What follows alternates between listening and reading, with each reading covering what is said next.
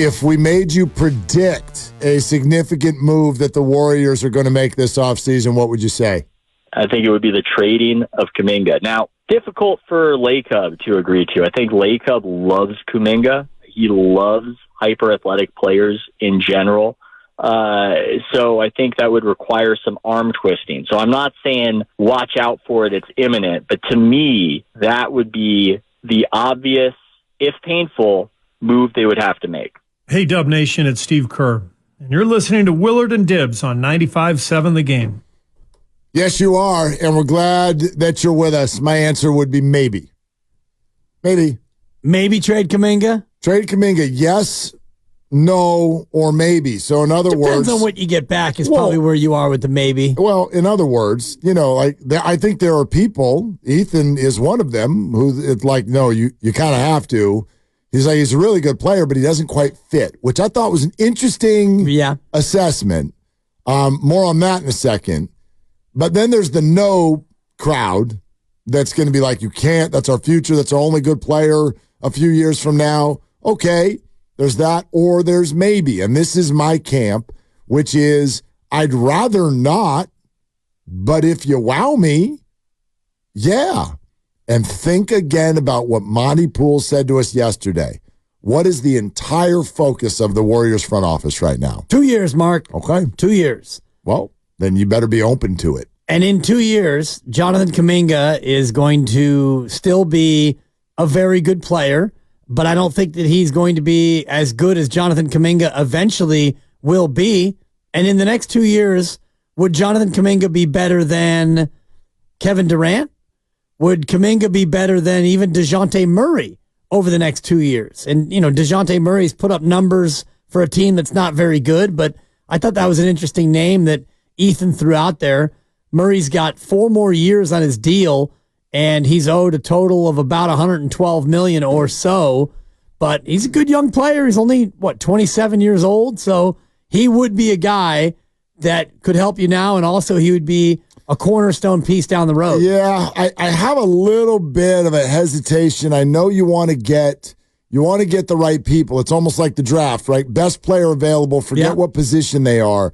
But I'm a little hesitant to be like, we're going to trade Jonathan Kuminga for a guard. If you don't have Clay, then he fits right into the Clay role. Yeah, does he? I mean, he can score. Yeah. He can score. Clay is a much bigger person, like who Clay used to be. Murray's 6'5". Yeah, I know. No, look, I love the guy. Yeah. But I like the Warriors have problems at the rim. They got it, and Jonathan Kuminga plays at the rim. And so every time we talk about one of these players, let Clay go. All right, then who shoots? Who can shoot outside of Steph? All right, if you let Kuminga go, all right. Who can break people down off the dribble and go to the rack and get fouled? You need these things on a basketball team. The Warriors are already deficient with both of those things. And now you want to move off of, in some cases, the only guy who can do it. So, I don't know, man. Like, I don't want to make it about a position, but I'd have a hard time giving him up if you're not going to get somebody back who can do some things inside the paint.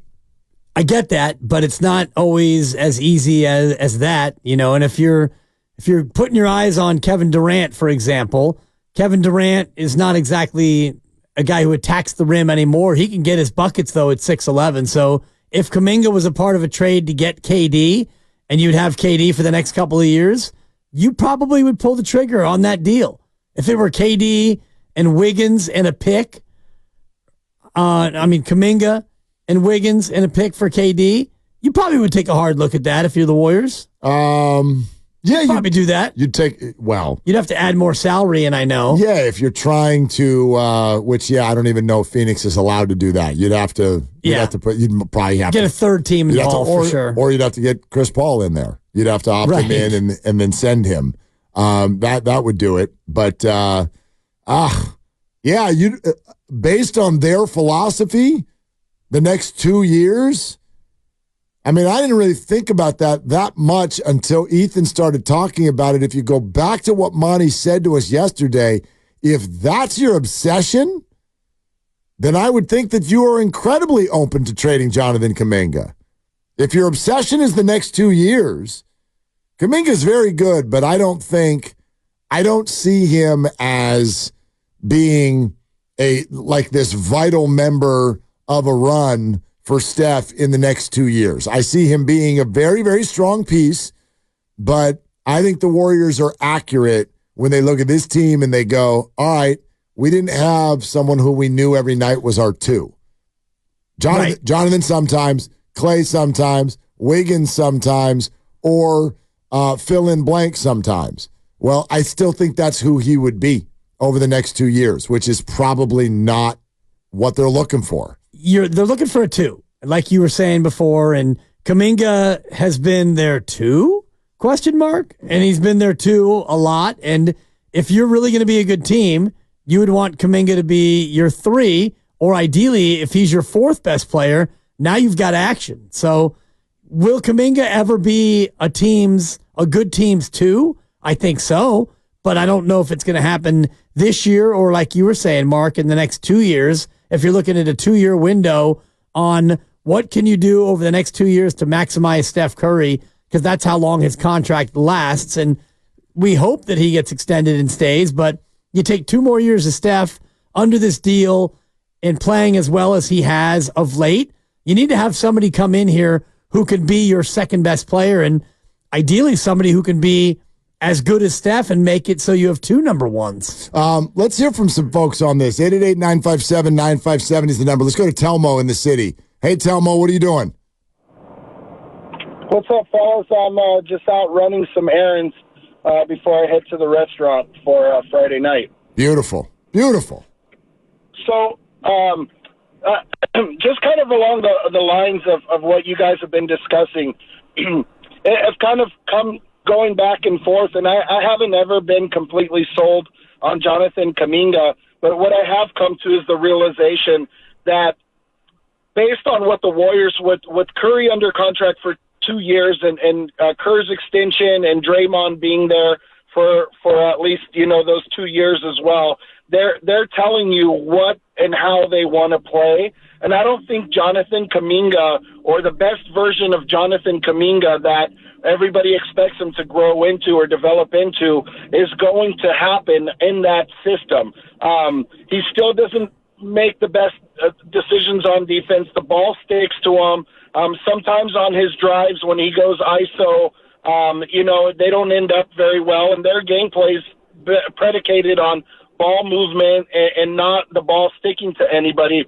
So I think if that's the road they're going down, I think you have the opportunity now to use his value or perceived value.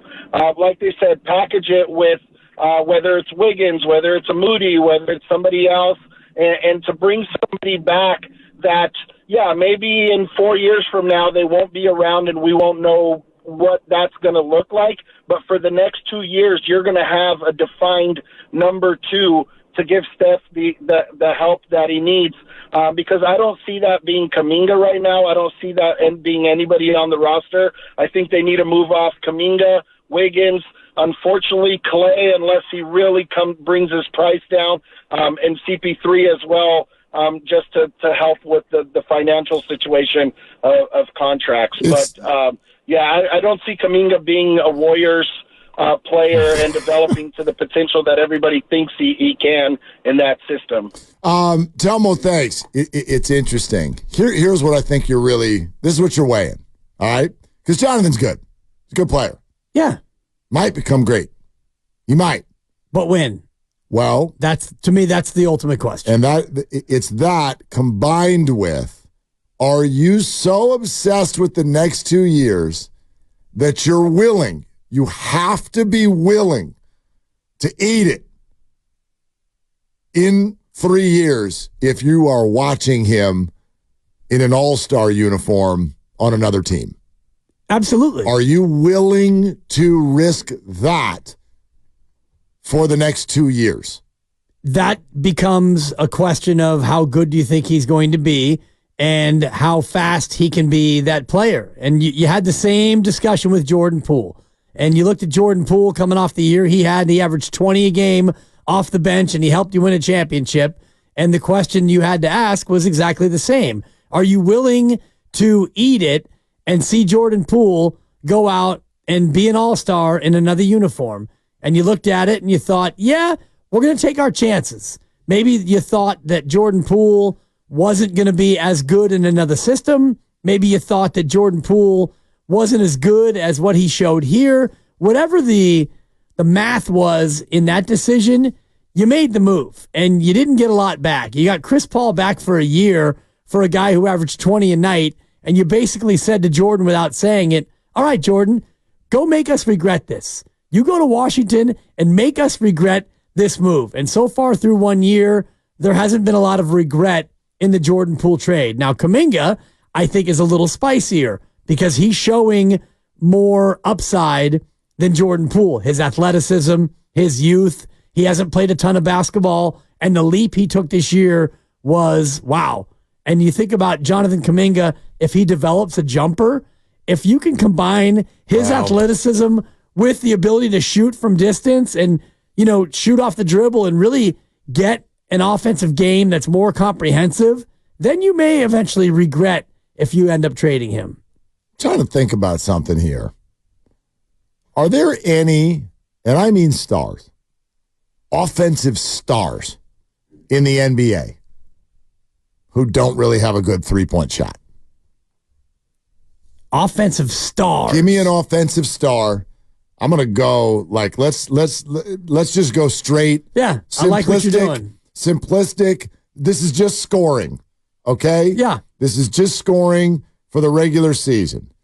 Luka Doncic scored 33.9 points per game. He can shoot the three. Yep. I mean, I guess maybe the answer is the second leader in scoring. Giannis, 27% from three. Yep. His nickname is appropriate because he's a freak. Correct. He's a unique talent, and he's a guy that if he played 50 years ago, he would average 30 a night. All right. Now I'm going to read. I'm just going to go. This is in order of who led the league in scoring. Make a noise when I get to the next non-shooter, not very good three-point shooter. Shai Gilgeous-Alexander, Jalen Brunson, Kevin Durant, Devin Booker, Jason Tatum, De'Aaron Fox, Stephen Wardell Curry, Nikola Jokic, Tyrese Maxey, Anthony Edwards, LeBron James, Kyrie Irving, Anthony Davis. There you go. Okay. There you go. Followed by Damian Lillard. Yeah. DeMar DeRozan, Kawhi Leonard, Jaylen Brown, Zion Williamson, 33%. It's not great. It's not great, but the point is, I think 35 and above is what you're looking at to be good, but your point is well made because all those guys, even Gilgeous-Alexander's at 35%. Volume shooter, still shooting 35. So yep. Your point about, you got to be able to shoot the three, and then you get to Jonathan Kuminga, 32%, which is not atrocious, but that to me, Mark, is the big area of his game offensively that if he gets up to that 36, 37%, all of a sudden now he's got superstar potential. I agree with you completely. Because it's not just the three. And it's also the mid-range. It's not just the percentage either. Right. Like, watch him shoot a three. Yeah. Just watch. Do I have to? Yeah, you're like, not a three-point shooter. Don't make me. Not a three-point shooter. Right. Okay, stand by on that because this is all interesting. You're listening to 95.7 The Game, KGMZ FM and HD1 San Francisco and Odyssey Sports Station. Always live on the free Odyssey app, Twitch and YouTube, powered by First NorCal Credit Union. Upgrade your savings dividend. Open a First NorCal First Class Money Market today, and your chance to win a big old bucket of money in the form of a credit to La Garza Sports Camp is coming up shortly. $500. Send your kid to camp. He or she will be happy. You will be happy. It's not just $500. We're giving away happy. this summer. I just realized that they hold that camp at the school that is right next door to me. Well, it moves. It's everywhere. It's all over the place. Wherever you are in the Bay, it's coming. That camp is all over. Exactly. Like a freight train. Seriously, it's ubiquitous. And even if you don't win, we'll tell you how you can get $50 off of a La Garza camp this summer. That is all coming up very shortly. Stay where you are. This is Jonathan Kuminga's future. His drive is so effective, but you'll notice defenses are starting to sag. How many times in that game against the Kings, when the Warriors were so out of sync offensively, they did the hey, he's the Warriors, hey, dude, you take it guy. So, hey, dude, you take it. Hey, dude. And thank you. And he would drive to the hole, and there would be Sabonis and two others waiting, and Kuminga would just kind of wildly flail some up in the air, and it didn't go well. Why? Because he can't shoot the three. If he can shoot the three, they can't do that. And he becomes unstoppable. But I would only paint this as a hard no. Like, I'm not trading that guy if I know that three-point shot is going to be 37% instead of 32%. Well, I believe that it can be, but again, it comes back to the question of when, Mark. For me, it's not a question of if. I have faith in Jonathan Kuminga continuing to get better. He ended the year at 21 and a half years old. 21 and a half. If I asked you at 21 and a half what you were doing broadcasting-wise and if you had gotten as good as you possibly could get, I think you would laugh at me. Your voice was probably 3 octaves higher, and you had yet to really sink your teeth into your career at 21 and a half. You probably were still in college, for crying out loud. So the idea that Jonathan Kuminga can't develop a three-point shot, to me, is a foolish errand to think about. Now, for me, the biggest question is when. Because if Kuminga doesn't become the best version of himself until he's 25 or 26, which is human nature, okay? 4 more years of Kuminga ascending to be the best player he can be. Steph will be 40. Draymond will be 39. Clay will be in Orlando Magic. You get my point. You don't necessarily have the luxury of time to get Jonathan Kuminga to be the best version of himself. That's the thing. And now he went from a C-level player to a solid B last year. In just a year, he went up a full grade. Yeah, maybe even B+. Yeah, this team needs another A, though. Yes, they do. Because last year you had Steph Curry playing at an A- level, and the rest of the team was B minuses, Bs, B minuses, Cs, and Ds. Inconsistent. Right. Inconsistent. All right. 888-957-9570. Mike in Walnut Creek. Hey, Mike, what's going on? What's going on, fellas? Yeah, you were just pointing on it just a second ago right now. You need the big 3, obviously, right? And 2 of those need to be an A. And you kind of need an A+, and probably an A- to a B+ on the third guy. So you need a big 3 for the dynasty. The Warriors had 4, and they're, probably the best team ever when they had those 4. But you go back, Jordan, Pippen, Rodman was the B. LeBron, D, Wade, Bosh was the 3. Right now in LA, LeBron and AD, maybe somebody else, right? So we know we got Curry as the A. Who are the other 2? We probably Draymond. He's still under contract. Like Clay did his look around in the stadium. Is Clay gonna play next year in the NBA? Like, I feel like that guy might even freaking retire. No, he's gonna play. He's gonna play, but I've got my questions about how badly he even wants to be a Warrior next year. I feel that. But going back to the big 3, is Jonathan Kuminga part of the big 3 right now? That's the question. Is he a big 3 now? Is he going to be a big 3 ever? I mean, Mike, in my opinion, and thank you, Mike, right now, the big 3 is just a nickname. It's a nickname. Well, it's the big 3-0. They don't have a big 3. The big 3 is Stephen and Wardell and Curry. Right. That's your big 3. 3 names, One man. I mean, Draymond is still very, very important. It's not that Klay's not important, but if you just are talking about basketball in 2024, there isn't a big three. That's just their nickname. Right. So when you say, is Jonathan Kuminga a member of the big three, I don't respond by saying no. I respond by saying, what big three? Right. Who are we talking about? I don't even know if there's a big two.